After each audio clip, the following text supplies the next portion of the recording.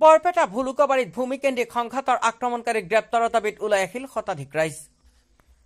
ন্যায় বিচাৰি ভুলুকাবাৰী গাঁৱৰ ৰাইজে বৰপেটা সদৰ থানাত দাখিল কৰিলে এজাহাৰ, কিন্তু বৰপেটা আৰক্ষীয়ে আক্ৰমণকাৰী গ্ৰেপ্তাৰ নকৰাৰ অভিযোগ উত্থাপিত কৰিছে স্থানীয় ৰাইজে।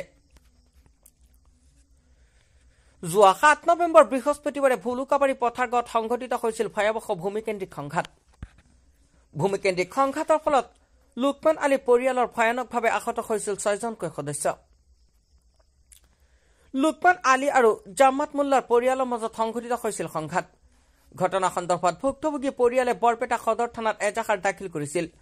ইতিমধ্যে বৰপেটা আৰক্ষীয়ে এজনক গ্ৰেপ্তাৰ কৰিছে যদিও বাকী কেইজন পলাতক। মুখ্যমন্ত্ৰী তথা জিলা প্ৰশাসনক অতি শীঘ্ৰেই আক্ৰমণকাৰীক গ্ৰেপ্তাৰৰ দাবী জনাইছে ভুক্তভোগী পৰিয়ালৰ লগতে স্থানীয় ৰাইজে।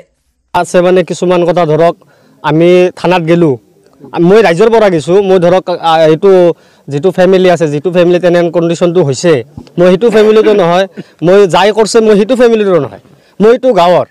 আজি যিহেতু এইকেইটা মানুহ আহিছে, যিহেতু আমাৰ গাঁৱৰ মানুহ এইকেইটা বা আমাৰ গাঁৱৰ মানুহ বাহিৰৰ মানুহো আছে, আমি চবকেইটা মিলি এটা অন্যায়ৰ খিলাফ আমি তাৰমানে আৱাজ উঠাইছোঁ। এইটোৰ খিলাফ আমি থানাত গেলোঁ, থানাত যাই ধৰক আমি ৰাইজে মিলি এটা কেছো দিলোঁ। কেছ দিয়াৰ পাছত কোনো কামেই নহ'ল। মই অফিচাৰৰ লগতো বহিলোঁ, অফিচাৰ যিটো আছে আমাৰ বৰপেটা থানাত, মই একচুৱেলি নামটো মানে ডাইৰেক্টলি মই শুনা নাই বা মই নামটো নাজানো, কিন্তু অফিচাৰৰ লগত মই বহিছোঁ।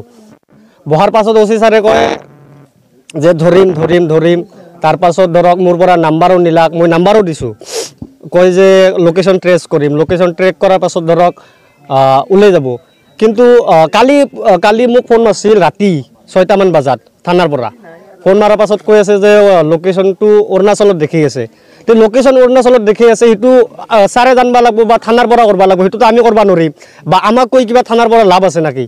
আমি যদি পাৰলো হয়, কিবা হাতত যদি আইন নিবা পাৰলো হয়, তেনেহ'লে আমি মাৰিয়ে দিলোঁ হয়, আৰু ৰাইজে মিলি কিবা কিবি কৰি দিলোঁ হয়। আমিতো ৰাইজৰ ওপৰত প্লাছ আইনৰ ওপৰত বিশ্বাস ৰাখছোঁ। মানে আছে, এইটো আইনৰ পৰা চবৰে ৰাখিব লাগে। আমি যিহেতু এটা সাংবিধানিক দেশত থাকোঁ, হয় না নহয়? হ'লে আইনৰ ওপৰত বিশ্বাস থাকিব লাগিব, আমাৰ থাকিব লাগিব, চবৰে থাকিব লাগিব। আজি যদি আমি এইটো কাৰণত যদি আমি ধৰক তাহাৰ ঘৰলৈ মাৰামাৰি কৰিব যাওঁ বা ৰাইজে মিলি যদি মাৰামাৰি কৰিব যাওঁ, আমাৰ সৰু ভাইটি আছে বা আমাৰ ভাতিজা আছে, আহুন কি শিক্ষা পাব? হয় না নহয়? মোৰ এটাই কথা চাওক, মই এইটো ঘৰত আছোঁ, মোৰ নামটো ডাইৰেক্টলি লৈছে, মোৰ নাম লৈছে কাৰণে মই অহা নাই মাজত। মই মেডিকেলত লৈ গৈছোঁ কাৰণেহে মোৰ নামটো আহিছে যে মোকো মাৰিব। তো মই সেইটো ভয় নকৰোঁ, কাৰণ ইমান মানুহৰ মাজত মোক একলা মাৰিব নোৱাৰে, কাৰণ মোৰ গাঁৱৰ মানুহৰ ওপৰত মোৰ ভৰসা আছে।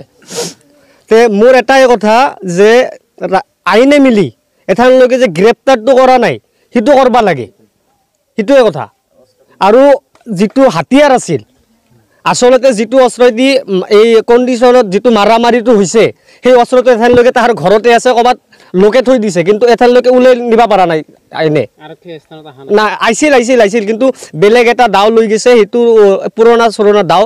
আমাৰ এই চাচা আছিল, দুটামান মানুহ আছিল, তাৰ সন্মুখত এখন বুজি নাপায় বেছি, ভিডিঅ' চিডিঅ' কৰি কিবা কিবি কৰি লৈ গৈছে, কিন্তু মেইন বস্তুটো ওলাই নিয়া নাই। সোনকালে মানে আজি চাওক ৭ তাৰিখৰ কথা, আজি কেই তাৰিখ? আজি 16 তাৰিখ নহয়, আজি 16 তাৰিখৰ কথা। এইকেইদিনৰ মাজত আপোনাৰ না এটা আছামিতো ফাৰ্ষ্ট টাইমতো ধৰি লৈ গৈছে, কিন্তু বাকী কেইটা যে ধৰা নাই বা অস্ত্ৰটো আমিতো ফোন মাৰিয়ে থাকোঁ। ধৰক পুলিচ থানাৰ পৰা আমাক কৈ থাকে যে আপুনি ক'ৰবাত খবৰ পালি ক'ব। আমি খবৰ পালি যদি ক'বাহে লাগে, আমি কেছ কিয় দিলোঁ?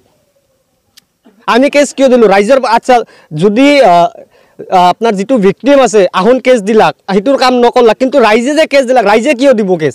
ৰাইজে অন্যায়ৰ খিলাফ কেছটো দিছে, পুলিচে চাব লাগে সেইটো।